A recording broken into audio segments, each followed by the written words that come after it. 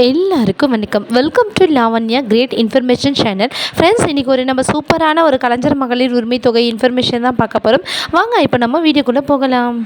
கலைஞர் மகளிர் உரிமை தொகையானது செப்டம்பர் 15ஆம் தேதியிலிருந்து அனைத்து மகளிருக்கும், அதாவது உதவித்தொகையாக இல்லாமல் அவர்களுக்கான உரிமை தொகையாக 1000 ரூபாய் பெற்றுக்கொள்ளணும் அப்படின்னு சொல்லிட்டு நம்ம தமிழ்நாடு அரசு அனைவருக்கும் உரிமை தொகையை வழங்கிட்டு வராங்க. இதன் மூலமாக நிறைய பெண்கள் பயன் அடைஞ்சிட்டு இருக்காங்க. மேல்முறையீடு பண்ணவங்களுக்கும் அடுத்தடுத்த மாதங்களில் வரவு வைக்கப்பட்டுள்ளது.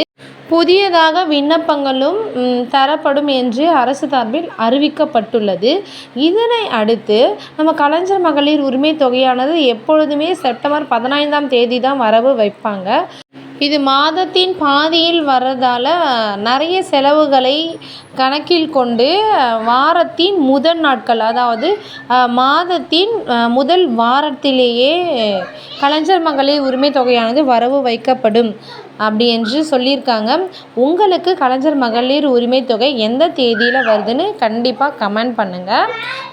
தமிழ்நாட்டிலேயே முதன் முறையாக இந்த மாதிரி ஒரு பெரிய ஒரு நிதி ஒதுக்கீடு திட்டம் செஞ்சதே இல்லை அப்படின்னு சொல்லிட்டு தமிழ்நாடு அரசு சொல்லியிருக்காங்க.